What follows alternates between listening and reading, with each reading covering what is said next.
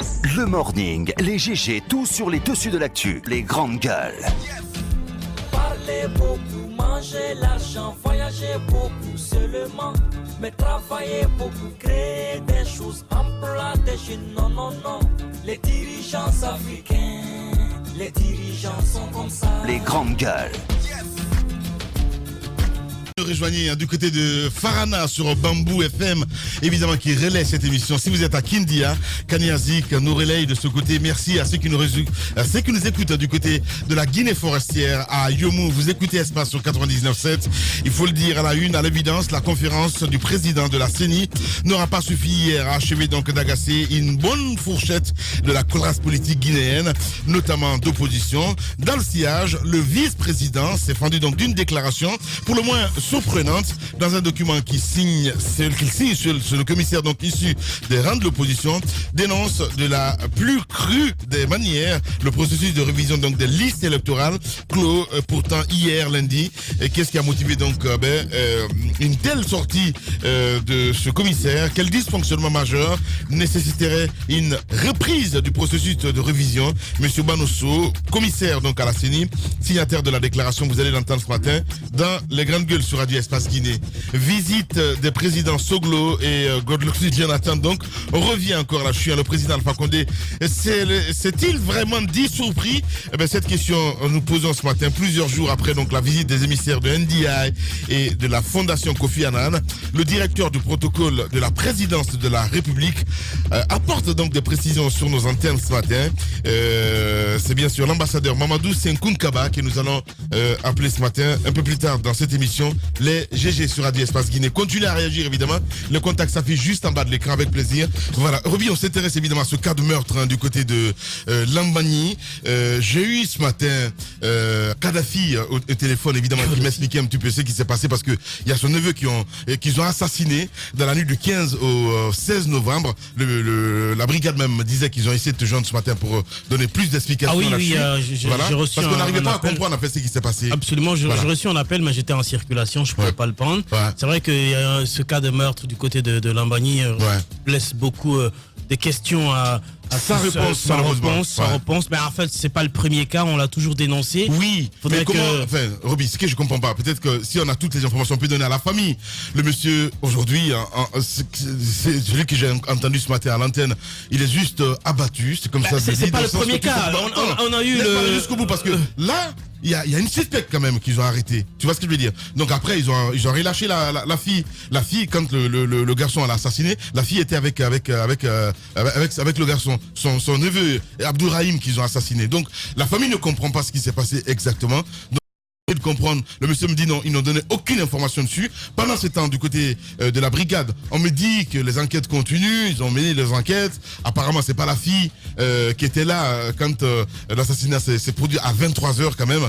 Le monsieur me disait ce matin. Donc, je lui ai demandé, est-ce que vous avez donné toutes ces informations que vous me donnez là à l'instant T à la famille? Non, on ne peut pas donner toutes ces informations pour l'instant dans le sens que tout simplement, l'enquête n'est pas finie. Donc, on sait très bien c'est quoi les enquêtes en Guinée, mon cher Robin. Non seulement on sait très bien c'est quoi les enquêtes en Guinée, mais il y a quand même, au moment où la procédure est encore en branle, il y a les droits de réserve du côté des forces de l'ordre. Mais ce qu'il faut dire, c'est qu'il y a... Pour autant. Non. C'est comme ça. Pour les besoins d'enquête, ils ne doivent pas donner toutes les informations. Mais non, on appelle ça rétention d'information. Non, pas du tout. Je dis pas de mettre ça à la place publique, sur la place publique. Le donner à la famille, c'est comme exactement mettre sur la place publique. Mais non, pas du tout, je suis désolé. Non, il y a des informations qui doivent être en possession de la famille, mais pas toutes les informations quand les enquêtes sont encore en cours. Surtout que quand il y a des suspects qui sont recherchés, ça peut provoquer la fuite d'un suspect ou de quelqu'un qui est soit lié à ce meurtre-là. La procédure veut ainsi. Mais quand même, il faut à un moment donné prendre langue avec les familles, leur donner ce qu'ils ont droit à recevoir comme information pendant que la procédure est en cours. C'est ce qu'on déplore un peu. On a encore en mémoire le cas de ce jeune qui a été tué du côté de Kakimo. Il n'y a aucune réponse. Il y a plein d'autres cas comme ça qui ne connaissent aucune réponse. Donc il est temps vraiment que les autorités se bougent et que les enquêtes, même quand ils sont en procédure, que la famille au moins soit au courant de certaines informations dont ils ont le droit d'être en possession. Ouais, c'est ce qui fait mal. Allez-y, Jacques Lévaléjon. Oui, les cas de meurtre, quand même, nous en avons enregistré beaucoup ces derniers temps. Et je crois que sur tous les cas qu'on a enregistrés, y compris les cas de meurtre d'au moins 2 policiers, il n'y a pas eu encore d'évolution majeure. En tout cas, il n'y a pas eu d'informations nous permettant de comprendre si les suspects ont été mis aux arrêts. Et il y a quand même un phénomène que nous ne maîtrisons pas tellement, c'est ces meurtres qui ont lieu dans des quartiers. Et après, on peut avoir le sentiment, lorsqu'on est simple citoyen, que c'est pas difficile à enquêter là-dessus, mais que la police prenne tout son temps pour mettre la main sur un seul suspect. Je crois qu'on peut énormément se poser des questions. Maintenant, pour ce qui est de l'information à donner aussi à la famille ou alors à mettre certaines informations sur la place publique, je crois qu'il y a quand même de la mesure à prendre. Pour rassurer, c'est normal que la famille soit informée sur l'évolution du processus, donc de l'enquête. Maintenant, pour une question de protection, à un certain niveau. Oui, à un certain niveau, mais c'est pas toute l'information qu'on peut donner.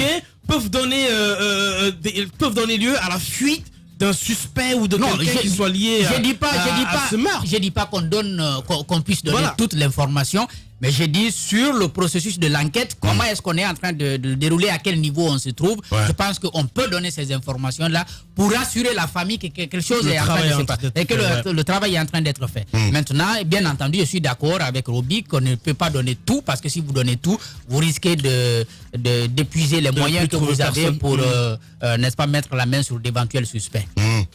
C'est vraiment bizarre, hein, franchement. Allez-y. Non, c'est pas bizarre. Non, ça se passe. Mais comment tu trouves ça bizarre?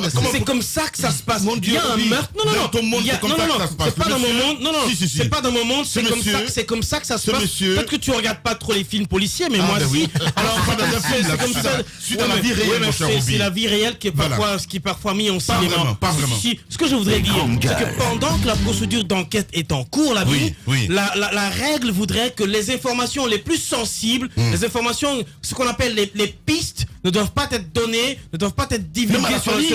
Non! Mais la famille, tu vas donner ça à un frère, à un cousin, il va aller s'asseoir dans un café en colère, il va le dire à un ami, et d'un ami à un ami, ça va aller sur la place publique, et peut-être que finalement ça va tomber dans l'oreille d'un suspect ou du meurtrier lui-même. Donc pour des besoins d'enquête, les informations les plus sensibles, je souligne bien le mot, les plus sensibles ne doivent pas être mis sur la place publique tant que les enquêtes ne sont pas bouclées, tant que les individus qui sont liés au crime ne sont pas mis aux arrêts. Il faut juste que les enquêtes soient sérieusement menées, parce qu'il ne faut pas dire on ne donne pas d'informations et qu'en réalité on n'est pas en train de travailler. Allez-y, Antoine Kourouma. Ce que dit Roby est pertinent. Il y a des informations qui ne sont pas forcément bonnes à donner par peur que les personnes suspectées ne prennent la tangente. Ce qu'il faut dire, c'est qu'il y a aussi lieu parfois de rassurer la famille en leur disant l'évolution des choses. Parce qu'en Guinée, il ne faut pas forcément se comparer aux autres. Les enquêtes guinéennes sont parfois assez différentes de celles des autres pays. Parce qu'en Guinée, on ouvre des enquêtes, mais rarement on les referme. Demandez à Tamba où on en est avec son enquête, il vous dira que jusqu'ici, il est au courant de rien du tout. L'évolution des choses, on ne lui dit rien. Alors que lorsqu'il a été agressé, on a été chez lui à la maison, les enquêteurs sont venus, on a pris sa déposition, on l'a écouté, on a pris le voisinage et tout ça. Mais après cela, je ne crois pas que les personnes qui sont venues prendre sa déposition soient revenues après. Il n'y a pas de suite, à moins qu'ils ne disent le contraire. Mais je ne crois pas que les enquêtes qu'on fait en Guinée soient vraiment sérieuses. Je sais qu'il y a quelques-unes qui sont très sérieuses, au bout desquelles on va souvent. Les grandes gueules. Ça n'aboutit jamais. J'apprécie une stratégie employée récemment par le nouveau ministre de la Sécurité.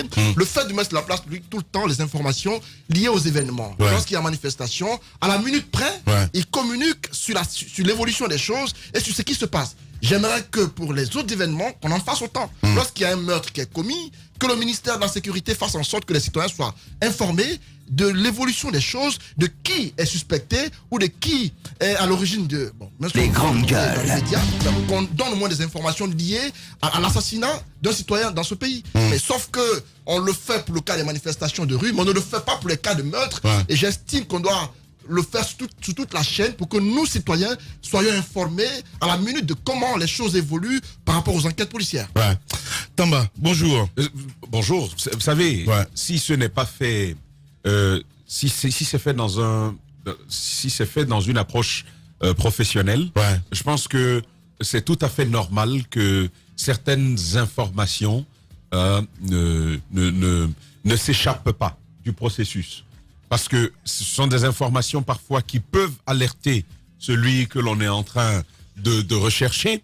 Si vous laissez filer certaines informations comme ça, c'est comme dire à un voleur, écoute, on sait que c'est toi le voleur et on va venir te prendre bientôt. Mais vous savez ce qu'il va faire, il va s'enfuir. Mais là, on ne leur apprend rien. On ne leur apprend rien. Je pense qu'ils savent que jusqu'à ce que une question d'enquête soit résolue. Mais comment comprends-tu qu'il n'y a pas d'explication, qu'il n'y a pas de communication du côté du brigade de Kipé? Il n'y a pas de communication. Je vais vous dire l'intérêt d'une communication dans le cadre d'une telle enquête. En fait, la communication répond à un seul besoin, celui de rassurer. Celui de rassurer les victimes pour leur dire, écoutez, nous sommes là-dessus. Nous sommes là-dessus. Il y a plusieurs façons de communiquer. Sûr d'avoir identifié le suspect et la recherche. Alors, je vais vous dire. Là, on peut communiquer publiquement. Je vais vous dire. En divulguant ses photos, les informations et tout. Non, Mais ça, il faut être vraiment sûr que le mec que vous divulguez, c'est lui qui a commis. Alors, voilà. Tenir le bambou, oui, mais encore une fois, ils savent comment le faire. On ne leur apprend rien. Je pense que le besoin de communication à ce niveau, c'est premièrement dire aux victimes, vous n'êtes pas abandonnés, l'État est sur le coup. Nous sommes en train de faire. Et c'est pas nécessairement une sortie sur les radios pour l'annoncer. La famille. Même un petit appel, même une rencontre pour permettre d'apprécier l'évolution de la chose. Encore que, même quand on est victime, il y a de ces informations qu'on ne vous livre pas.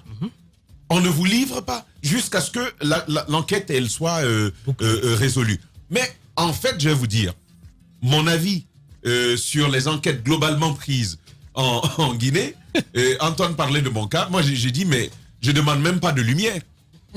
Non, sincèrement, après ce qui s'est passé, nous avons quand même la grâce d'avoir de bons contacts, d'avoir le bras long.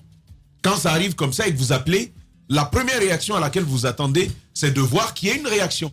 Mais s'il n'y a pas de vraie réaction derrière, on te dit, bon, attends, est-ce que tu as de quoi noter là-bas? Mais je vous dis, il y a des tirs dans ma cour, et puis le monsieur me demande de prendre un numéro.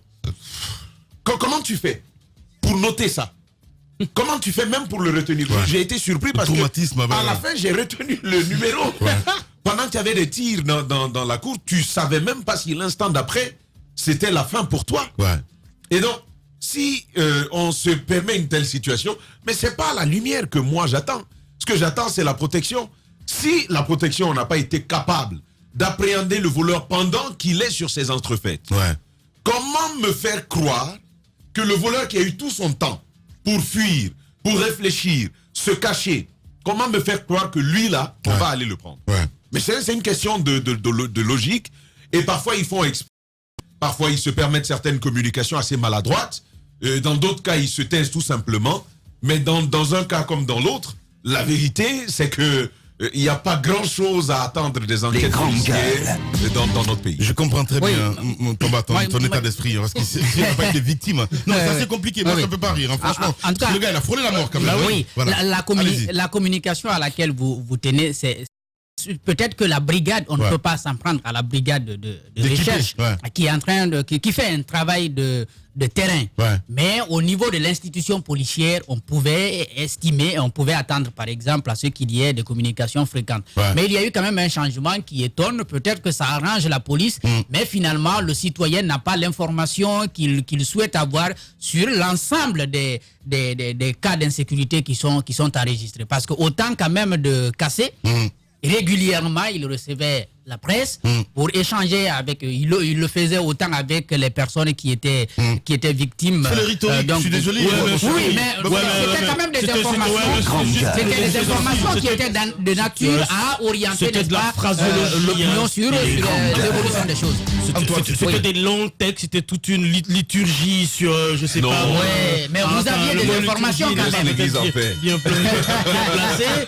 En fait, moi je n'ai jamais assisté à à une sortie médiatique d'un responsable de la police, quel que soit son rang, sur un cas de meurtre, et qui m'a vraiment édifié et qui m'a convaincu. Non, on sait très bien comment ça se passe. C'est le langage habituel. Cassé, il a rien cassé dans le truc. C'était le même langage. C'est le même langage. On se souvient. Non mais on se souvient. Je vais encore vous rappeler. Je vais vous rafraîchir la mémoire si vous me permettez. On a le cas de ce monsieur qui est mort. Sa voiture mystérieusement, je crois du côté de Koya. C'était cassé sur les antennes. Ouais. On a eu quoi? Information là, tout le passage qu'il a fait là, toute la bataille médiatique à se casser la mâchoire qu'il a fait sur nos antennes, ça a abouti à quoi? Aujourd'hui, vous savez quoi de ce meurtre? Dites-moi. Rien du tout. C'est comme ça. Bien. Mon cher Antoine. Ce n'est pas le seul cas. Pour une fois, Ce n'est pas que ça. Vous êtes tous bouche bée.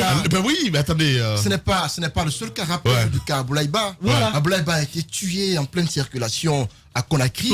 On nous a fait savoir qu'il y avait un suspect qui logeait à Dabompa, mais jusqu'ici, on ne sait pas où la personne est partie. Et l'enquête, on nous a appris qu'elle était en cours. L'ancien ministre qui avait pris les rênes du ministère de la Sécurité, je crois, c'est celui qui a Damantan. C'est la fin de la récréation. Il nous a promis qu'il y aurait lumière sur la mort d'Ablaïba. Tu l'as déjà oublié. Jusqu'ici, la police n'a fait aucun point de presse. Et tout le temps, je le dis. Les grandes gueules. Tant qu'on ne fait pas de point de presse pour nous dire ce qui s'est réellement passé, j'estime que la police à ce niveau a failli à son devoir. Un confrère a été tué. C'est un véhicule qu'il a renversé. On nous a jamais dit où est passé le suspect numéro 1.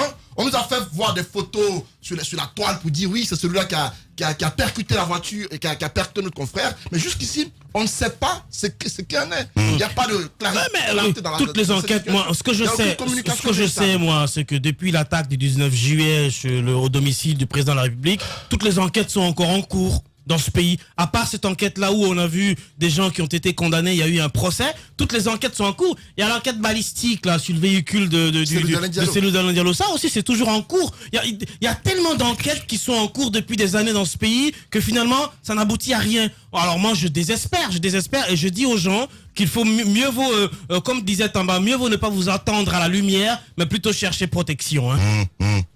Allez-y, mon cher Tamba. Écoutez, sur les enquêtes, moi ce que j'en dis, Antoine fait bien de relever le cas de Abdoulaïba, notre confrère qui est mort dans les conditions que vous savez. Au-delà d'Abdoulaïba, il y a eu ce procès où on a accusé tout le monde sauf le coupable. Ce procès avec Mohamed Koula Diallo. Vous vous rappelez, Souleymane Tiangel, qui n'a jamais été entendu, a été quand même condamné comme témoin, hein, comme, je sais pas, finalement, comme ça, on a décidé d'y aller. Mais ce que j'en dis, c'est que malheureusement, dans notre pays, quand on vous tue, vous êtes mort, hein. Vous êtes mort. Parce qu'on peut vous tuer sans que vous ne mouriez vraiment. Tamba. Oui. Les grandes gueules. Non, je ne sais pas si vous voyez ce que je suis en train de vous dire. Il donne mysticisme. Quand on vous tue, vous êtes mort. Parce qu'il n'y aura rien derrière. Même votre nom, on l'oublie. On l'oublie totalement. Dans quel cas tu as vu une disparition, une mort dans ce pays et que finalement on puisse s'en souvenir, on puisse se mobiliser autour de ça, à part Chérif Diallo. Chérif Diallo qui survit certainement grâce à ce que nous sommes en train de faire, parce qu'au jour le jour, on rappelle quand même qu'il y a un de nous qui a disparu, mais à part cela, Lamine, de tous ces cas de morts suspectes, il y a pour qui aujourd'hui est-ce qu'on a bien daigné nous faire la lumière? C'est pourquoi je dis, quand on vous tue dans ce pays, vous êtes mort, et vraiment définitivement. Voilà. Parfois, il faut aussi souligner un fait. Hein. Il y a des cas, par exemple, de crimes où la police ou la gendarmerie arrive quand même à aboutir à des conclusions d'enquête. Mais sauf que ces conclusions d'enquête sont remises à la justice. Et généralement, c'est à la justice de se prononcer sur des cas de condamnation. Alors, il y a des cas où on prononce des cas de condamnation, ils sont libérés après. Ou il y a des cas où il y a pas du tout de cas de condamnation. Et après, vous vous retrouvez nez à nez un jour, si vous avez été une taupe, comme on le dit généralement, si vous avez été quelqu'un qui a indiqué 1 ou 2 personnes qui ont commis des crimes, vous vous retrouvez nez à nez avec ces gens-là, soit dans un café ou dans le taxi, vous faites quoi? Ce qui fait que les populations aujourd'hui, même s'ils savent que le mec là, c'est lui qui a buté l'autre et que la police est en train de le chercher, ben ils se gardent de le dire. Il le garde pour lui-même parce que il sait pas s'il sera libéré demain. Il libère et s'il sait que c'est toi qui l'as vendu, et vous vous retrouvez nez à nez quelque part la nuit, ben il fait ta fête, hein. Eh ben oui, je suis d'accord avec toi. Allez, les grandes gueules continuent. Radio Espace, les grandes gueules. Leur spécialité, c'est la démesure totale. Tant qu'ils ne changeront pas, nous ne changerons pas non plus. Les grandes gueules, à suivre tous les jours sur la radio d'opinion. Radio Espace.